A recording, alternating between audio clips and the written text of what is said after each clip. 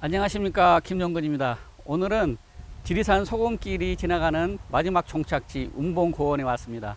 북에는 개마고원, 남에는 운봉고원. 이 운봉고원에 1500년 전에 지리산 소금길의 문화가 집성되어 있습니다. 오늘 그곳에 왔습니다. 이곳은 1500년 전 지리산 소금길이 열리는 첫 번째 지역입니다. 가야 땅에 왔는데요. 고분 안에서 석회와 또 조개가 발견됐습니다. 석회나 조개라는 것은 바다에 있는 것이고, 바다하고 오고 갔다는 것은 소금하고 깊은 연관이 있는 것이죠. 그래서 이쪽에 사람들이 1500년 전에 가장 주식으로 삼았던, 주로 먹고 살 것을 찾았던 것 중에 대표적인 식량이 콩인데요. 그 콩의 기원은, 콩의 이야기는 이곳 마을의 이름에 서 있습니다. 이곳 마을의 두락리인데요. 두락 6호 고분인데요. 두락이 처음에는 이곳 사람들이 1500년 전에 사람들이 전쟁에 계속 남자들이 끌려가니까 여자들만 농사를 짓다 보니까 흉년이 계속 들었다고 합니다. 그래서 이제 여자분들이 고사를 지냈더니 그 고사의 덕으로 그해 농사가 잘 됐는데 다른 건 다 안 되고 콩만 잘 됐다고 합니다. 그래서 콩으로 한 10년 동안 잘 살았는데 또 흉년이 계속 들어서 저 뒤에 보이는 산, 연비산에는 연비사의 절에 가서 이제 소원을 자기 애로사항들을 얘기를 했더니, 그러면 콩두자를 말두자로 바꿔라, 마을 이름을. 그래서 말두자로 바꿨더니 또 풍년이 계속 들었다, 콩풍년이 들었다고 합니다. 콩은 아주 척박한 곳에서도 잘 되죠. 왜냐하면 콩의 뿌리에는 질소 거름을 고정시키는 뿌리옥 박테리아가 있는데요. 그래서 척박한 데서도 잘 됩니다. 콩이 식량으로 되기 위해서는 반드시 볶아 먹는 거, 삶아 먹는 거 외에 다른 음식으로 되기 위해서는 반드시 필요한 것이 소금이죠. 콩이 소금과 만남으로써 음식 가짓수가 많이 늘어나는데요. 두부라든지 뭐 다른 가짓수가 많이 늘어나는데, 소금과 콩이 만남으로써 음식이 다양해지고 그 음식을 먹음으로써 체력이 튼튼해지고 국력이 커졌다는 얘기죠. 그래서 마을 이름도 두락이었고요. 이거 유곡두락 고분군에는 이곳이 잘 되는 콩을 짊어지고 125리 지리산 벽소령을 넘어서 남해까지 가서 소금하고 바꿔왔다. 그래서 어른들은 콩, 소금 얘기를 해서 염두고도라고 합니다. 지리산의 소금길이 최초로 열리는 종착점이자 시발점이죠. 그래서 이곳 사람들이 그 1500년 동안의 역사를 가진 것 중에 가장 깊은 음식이 콩하고 관련되어 있습니다.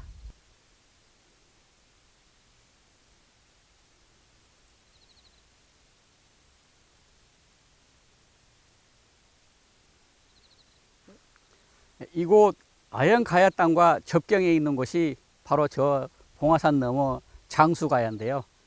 장수와 아영을 사이로 봉화산이 접경을 이루고 있습니다. 거기 정상에 봉화대가 있는데요. 이곳 사람들의 속담이 있습니다. 봉화산 봉화대는 낮에는 아영 사람이 연기를 피워서 장수 사람이 보고, 밤에는 장수 사람이 불을 피워서 아영 사람이 본다.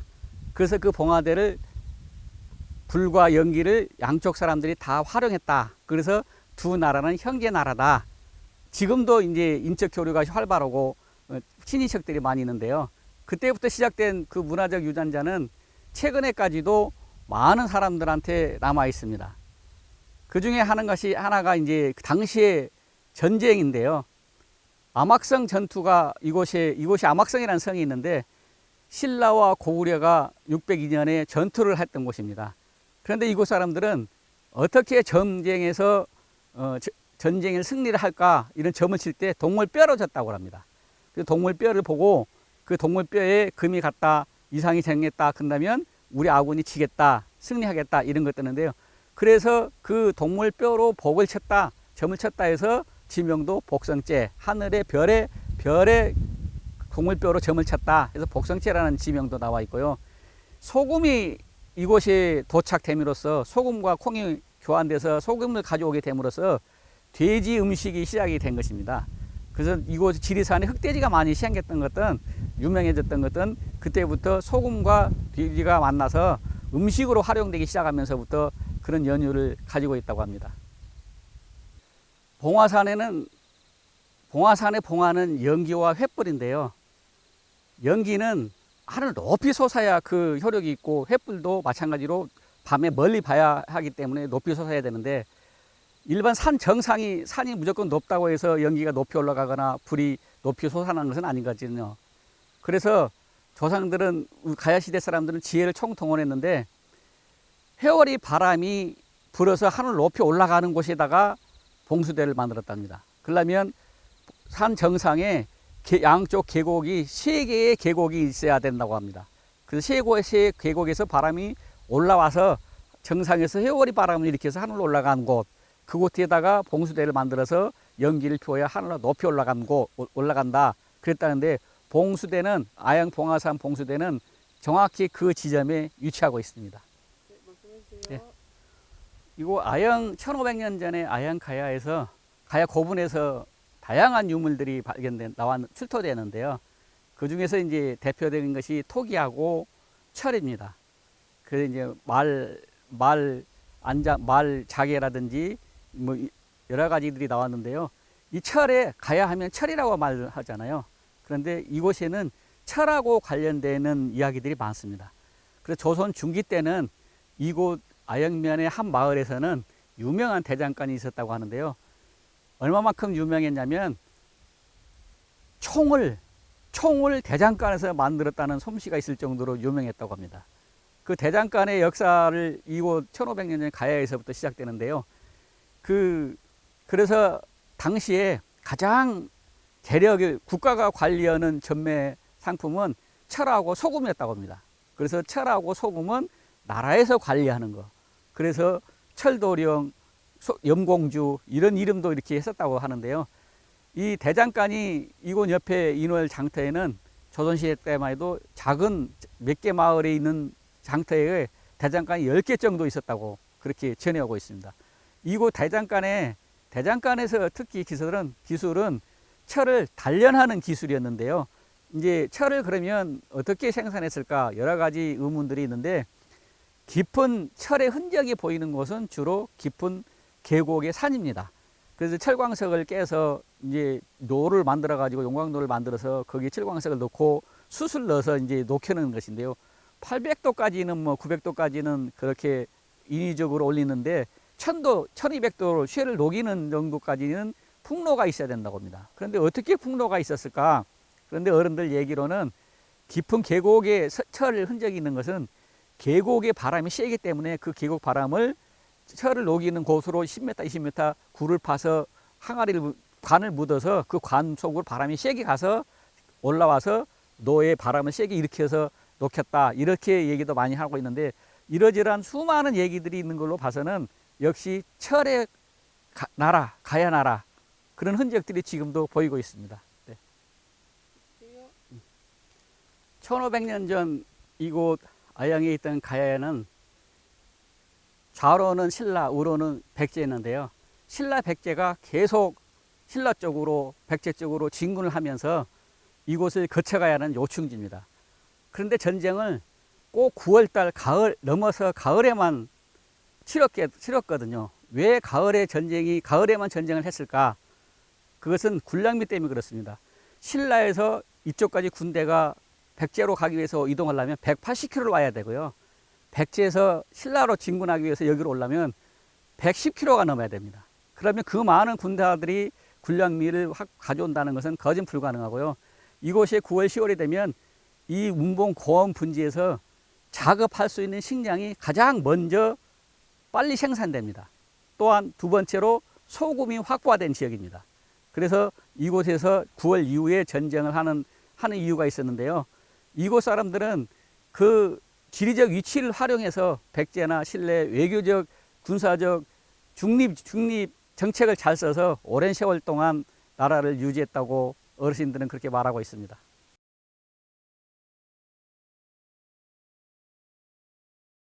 네. 지리산 소금길에 놓인 또 하나의 큰 이야기는 이곳 황산대첩비에 있습니다. 1380년 9월 고려 우왕 3년, 왜군은 이곳 지리산 인월에 집결을 했습니다. 이에 고려는 나라의 위태로운 상황에 처하자 함경도 무사 출신인 이성계를 충청, 전라, 경상 3도 통지사로 임명을 해서 이곳에 급파를 했습니다. 정규 군도 없이 사병 7,800명을 데리고 금화대를 조성해서 이곳까지 온 이성계 고려군은 10배나 많은 왜구들과 접하게 되었는데요. 고려군의 사기는 많은 숫자의 왜구에 놀랐고 또 왜구의 정규군 왜구의 강력한 군대 무력에 겁을 먹고 있었습니다. 이에 이제 고려군은 새로운 전략을 펴게 되는데요. 그것은 바로 매복작전이었습니다. 왜구가 이곳에 집결하게 됐던 것은 새로운 전열을 정비하기 위한 전략 무기를 보충하기 위해서였는데요. 그 중에서 이제 자기들이 개인적으로 화기했던 칼, 편자 이런 것들을 할 수 있는 대장간이 많은 곳이 인월이기도 했고 또 이제 특히 소금을 확보할 수 있는 곳이었습니다. 그래서 장기전에 대비할 수 있는 곳이었는데요. 이를 격파하기 온 이성계 장군은 10배나 많은 고려군과 상대하기 위해서 새로운 전략을 도출하는 것이 문화적 정체성이었습니다. 그래서 야간 매복 전투를 하기 위해서 보름날 전투 날을 잡았는데요. 그 고남산에 태조봉이라 일컫는 고남산에 가서 달신에게 지리산 신에게 고사를 지내게 됩니다. 매복 작전을 하기 위해서는 조명탄이 필요하다. 조명탄은 오늘날 조명탄은 보름달인데요. 이것은 운봉 지명이 말해주듯이 구름이 계속 끼어서 1년에 맑은 날이 며칠 되지 않는다는 것입니다. 그래서 보름달을 구름이 가로막기 때문에 전투하는 날 구름이 끼지 말라는 고사를 지냈는데요. 그 꿈속 고사를 지내다 잠깐 졸아서 꿈속에 이성계 장군이 꿈을 꿨을 때 꿈속에 어느 초가집에서 어느 노인이 초가집에 썩갈에 3개를 빼어줘서 그것을 지고 가는 꿈을 꿨답니다. 그래서 이성계 장군이 그 꿈 해몽을 천문사한테 시켜서 꿈 해몽을 해봐라 했더니 그 천문사가 운봉 여원에 있는 여원 할머니한테 가서 꿈 해몽을 받아본 결과 썩갈의 3개라는 것은 충청, 전라, 경상도 백성의 마음이다. 그리고 자기가 이성계 장군이 졌으니 몸이니 임금 왕자를 표현한 거다. 그래서 여태까지 함경도의 무사, 함경도에만 지지 기반이 있던 이성계 장군이 이 전투를 승리로 이끌므로써 비로소 충청, 전라, 경상, 고려의 전체의 백성들의 마음을 얻어서 새로운 나라를 창조할 기운이다. 이런 것을 암시를 받았다고 합니다. 그래서 이제 전투를 했는데요. 이 고려군이 10배나 많은 왜구를 격파하는 것은 매복작전의 성공도 있었지만 이곳 사람들의 백성들의 절대적인 지지가 있었다고 합니다. 그래서 이제 그 전투가 시작되는 날 왜구의 적장 아주발도를 이제 활로 쏴서 격퇴를 하게 됐는데요. 지금 이제 그 흔적이 피바위가 있는데요. 사실은 사람이 죽어서 피에 바위에 피가 들어갔다, 피 흔적이 남았다 그런 것보다는 그것이 경계의 이제 암시죠.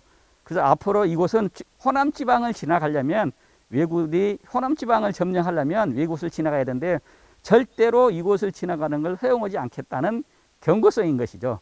예, 그런 흔적들 남아 있는 것이 이 황산대첩비인데요. 이 황산대첩비의 승전을 계기로 조선이 개창되는 동력을 얻게 됩니다. 이곳은 지리산 소금길에 이야기가 남아 있는 곳입니다. 황산대첩비 이야기였습니다. 이곳에서 황산 전투가 끝나고 이제 비로소 고려군이 승전을 했는데요. 10배나 많은 왜구가 살아 돌아간 자가 60~70명 정도밖에 없다. 그런 기록이 보이고 있어요.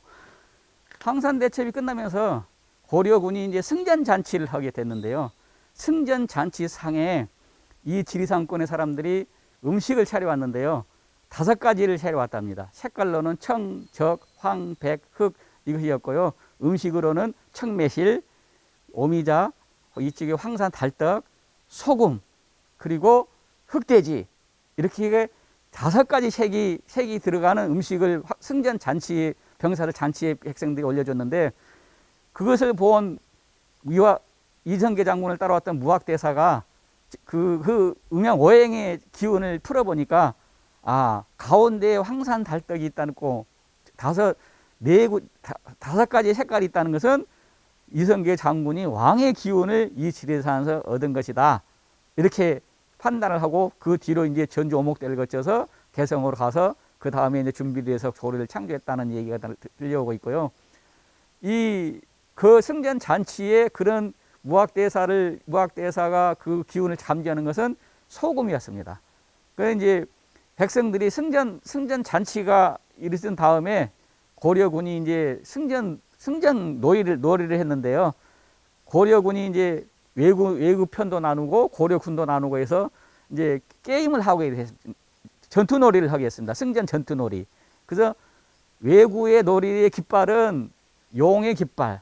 왜냐하면 외구의 군대 깃발은 용의 깃발이거든요. 왜냐하면 바다를 건너왔다 갔다 해야 되니까 바다의 풍파를 잠재우자 하고 하늘에서 비를 내리는 우령의 깃발이고, 고려군의 군대 깃발은 말 깃발입니다. 이성계 장군이 가장 아끼는 유린청이라는 말, 그 또 기병으로 만들어진 군대. 그래서 고려군의 군대의 깃발은 말의 깃발, 일본 외구의 깃발은 용의 깃발. 그래서 두 개의 깃발과 편을 나눠서 고려군이 승전 잔치 놀이를 하는데, 그래서 두 개의 싸움 놀이를 했다, 승전 놀이를 했다 해서 용마 놀이, 그래서 용마 놀이라는 그 얘기도 그래서 생겨났습니다.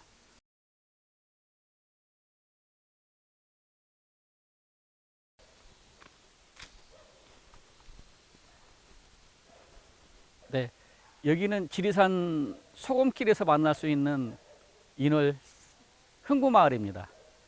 흥부가 어디서 살았는고 하니 경상전라 두월품에 흥부가 살았다, 그런 판소리 사설에 나온 이야기를 가지고 이제 오래전에 이곳 사람들이 이곳을 조명하기 시작했는데요. 흥부 문화는 그 속살이 있습니다. 여기 밑에는 이제 인월 장터고요. 지리산에 큰 장터가 두 개가 있는데 화계장터, 인월장터로 갑니다. 그래서 지리산의 모든 산물은 화계와 인월장터에 모여들었는데요. 이 인월장터의 풍요로운 산물들이 가을에 집성됩니다. 그래서 가을이 되면 인월장터에 삼합채가 있는데요. 꽃감, 옷, 땅나무가 그 세 가지입니다. 그래서 이 세 가지를 가을에 장사를 잘하면 엄청 큰 부자가 될 수 있는 물건들인데요. 이곳에 살던 흥부가 12명의 가족을 데리고 할 수 있는 일은 무엇일까요? 박을 심어서 부자가 됐다. 이런 것들은 우리가 이제 이야기 속의 이야기잖아요. 그런데 그 이면에 어떤 문화가 있을 것이다. 그래서 이쪽에 전해온 얘기들을 이제 조각을 맞춰보면, 이곳은 하동에서 넘어온 소금이 이 인월장터에 들어서 장수, 산청, 함양, 남원, 구례 뭐 이런 곳으로 퍼져나가는 곳이잖아요. 그래서 이곳이 인월장터에서 소금 바가지로 소금 장사를 한 사람이 있었는데 그 가족이 흥부였지 않을까, 이런 생각을 가진 사람도 있습니다. 그 미천으로, 소금 장사를 미천으로 가을에 당나무, 닭종이, 옷, 또 이제 그 꽃감, 이것을 사가지고 도매상을 하면 큰 부자를 할 수 있는데요. 그래서 박을 3개를 타가지고 흥부가 부자가 됐잖아요. 첫 번째 박을 탔더니 집이 나왔다. 두 번째 박을 탔더니 쌀이 나왔다. 세 번째 박을 탔더니 은근보화가 나왔다. 이러잖아요. 그래서 이골의 사람들 속담으로는 한 겨울에 이 인월장터에서 꽃감 장사로 1000냥을 벌고, 당나무 장사로 한지 종이로 한 겨울에 1000냥을 벌고, 옷으로 1000냥을 벌고, 이런 속담이 있습니다. 그러니까 그 얘기를 정합해 보면, 소금 바가지로 소금을 퍼서 소금 장사로 해서 미천을 가지고 가을에 이곳에서 3개의 물건을 장사를 해서 큰 벌이가 돼서 부자가 됐지 않았을까. 어른들은 그런 얘기를 하시는 분도 있는데요. 흥부가 이곳에 살다가 형하고 이제 형이 쫓아내서 다른 지역으로, 지금 아양면 쪽으로 이사를 가서 그렇게 살았다고 하는데요. 그쪽이나 이쪽이나 하여튼 어찌됐든 인월장터는 아주 가까운 지역입니다. 그래서 걸어서 왔다 갈 수 있는 곳, 또 지리산에서 부자가 될 수 있는 물건은 할 수 있는 일은 그 인월장터에서 그 장사를 하는 거, 그 장사를 해서 부자가 되는 원인은, 씨앗은 소금에 있다. 그래서 이곳은 지리산 소금길에서 만날 수 있는 문화 중에 하나입니다.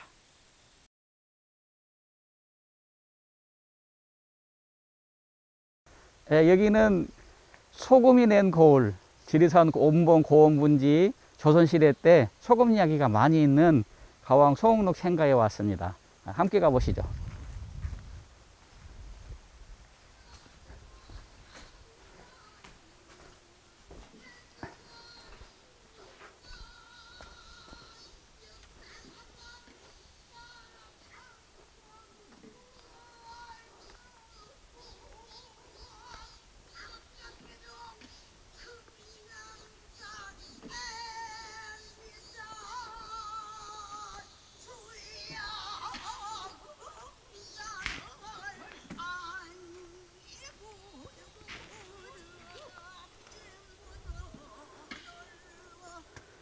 네, 운봉 국악의 성지인 소홍록 생가에 왔는데요. 조선시대 때 지리산 소금길이 이제 활성화되면서 하동에서 넘어온 소금이 이 운봉 고원 지역에 사람을 이제 풍요롭게 만들었습니다. 그 풍요로운 세상이 이제 만들어낸 문화가 그 판소리인데요. 이 판소리는 운봉 지역의 만석군의 절대적인 후원 아래 탄생을 되었습니다. 운봉 만석군은 얼마만큼 큰 부자였냐? 경상도에서 제일 큰 부자하고 운봉의 자그마한 고을의 부자 만석군이 서로 자기가 부자다 그렇게 경쟁을 하니까 나라의 임금이 그러면 누가 더 부자인지를 시험해 보라고 했답니다. 그래서 경상도에서 제일로 큰 부자 만석군, 이 운봉의 작은 고을 만석군 두 명을 진주 관찰사에 불러서 실험을 해봤는데요. 임금의 어명이 내려졌다. 내일까지 군량미 만석을 대령을 하는 어명이 내렸으니까 각자 받들어라. 그렇게 실험을 해봤답니다. 그런데 경상도 만석군은 만석을 대령을 할 재력이 없어서 머뭇거렸는데, 왜냐하면 이제 가을이 돼야 만석이 조세미로 들어오니까요. 근데 운봉 만석군은 자신 있게 나서서 대답을 했답니다. 좋습니다. 내일까지 군량미 만석을 제가 대령을 하는데 어명을 받는데, 그러면 쌀은 그만두고 보리는 그만두고 참깨로 만석을 갖다 드릴까요? 들깨로 만석을 갖다 드릴까요? 이렇게 했답니다. 그만큼 운봉의 재력이 튼튼하다, 그런 얘기인데요. 그 풍요의 상징을 가졌던 운봉 만석군이 자기의 연예인 집단을 만들기 시작했습니다. 조선시대 때 60명, 70명이 되는 만석군들이 각 고을에서 자기의 정체성을 이어가고 있었는데요. 진주는 진주 건무, 함경도는 봉산 탈춤, 이렇게 자기 전용 연예인 집단을 거느리면서 자기의 문화적 정체성을 이어가고 있었는데, 신흥 부자인 운봉 만석군은 오로지 재력만 탄탄했지 문화적 정체성이 없었답니다. 그래서 고민하던 끝에 이 운봉 지역의 세금을 임시를 거쳐서 전주를 거쳐서 웅포 하면 웅포로 가서 금강 나루터로 조세미를 가져갔는데요. 그 웅포 나루터에서 만난 사람이 송첨지라는 사람입니다. 송첨지는 북을 쳤던 사람인데, 그 북천 송첨지를 이쪽으로 데려와서 당시 이곳에서 그 판소리 활동을 하고 있던 권삼등명창의 수행 고수를 하게 했다고 그래요. 그래서 그 수행 고수를 하던 그 권삼등이 결혼해서 이 자리에서 낳은 아들이 소홍록이고, 소홍록은 권삼등명창의 공부를 이어받아서 경상도에서 유행하던 농부들이 유행하던 메나리조 민요 장단에 기존의 판소리 가락을 섞어서 비로소 오늘날과 같은 판소리 동편제를 창시했다고 합니다. 그런데 그 만석군이 이러한 문화를 탄생하게 된 동기는 어떻게 재력이 생겼냐? 그것은 하동에서 벽소령과 화개제를 넘어서 윤월 장터까지 왔던 소금이 큰 역할을 했다고 합니다. 그래서 지리산의 수많은 문화 중에서 소금으로 세상에 내려온 고을이 있는데요. 그 고을이 바로 운봉입니다. 하동에서 출발한 소금이 이 운봉 지역의 윤월 장터를 중심으로 장수까지 종착이 되는데요. 125로 그 125리 소금길에 그 콩과 소금이 오고 가며 생겨난 염두고도의 문화 중에서 가장 르네상스를 피웠던 것이 이곳 동편제를 창시한 판소리입니다. 또 가서 저쪽에 가서 하게요.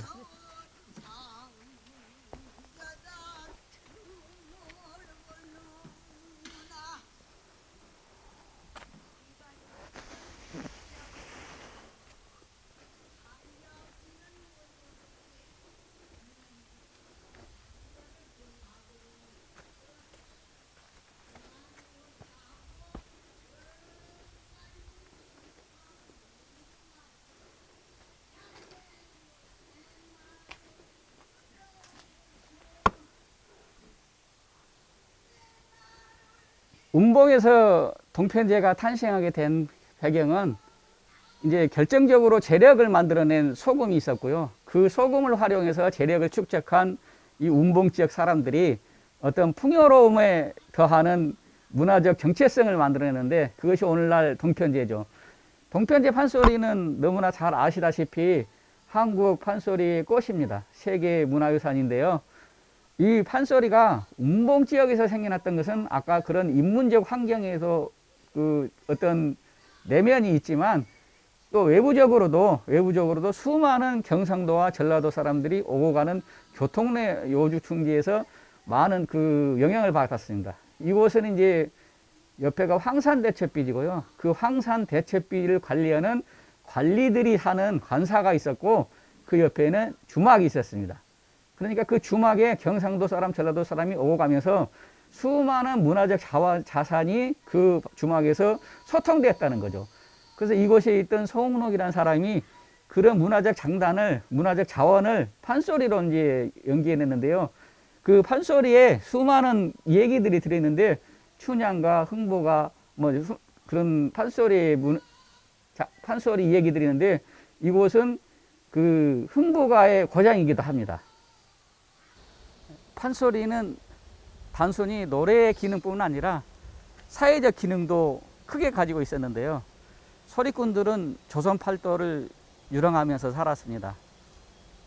그래서 이제 서울대 규장각에 있는 모흥감 명창도의 평양감사 환영잔치 모흥감 명창에 나온 그림을 보면 능라도에서 평양감사를 환영하는 환영식에 판소리 공연이 있는데요. 거기에 나오는 명창이 모흥감입니다.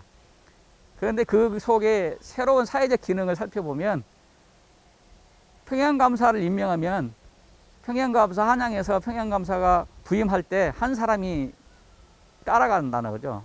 그 따라가서 이제 평양감사가 도착하면 그 환영장치를 능라도에서 하는데 그 따라간 사람은 그 명창이 환영 노래가 춘향과 흥부가 이런 판소리를 부르는 사이에 제담 소리를 듣는 것을 기록한답니다.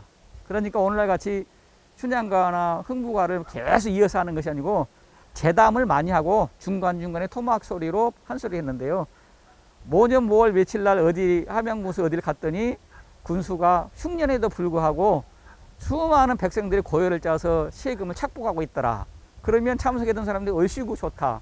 또 모년 모월 며칠 뭐 어디 철원 어디 고을을 방문했더니 그 현감이 엄청난 흉년에도 불구하고 흉년인데 자기 사제를 들어서 백성들을 잘 보살피고 있더라. 얼씨구 좋다. 이렇게 이 얘기를 재담을 하고 중간중간에 판소리를 하는데요.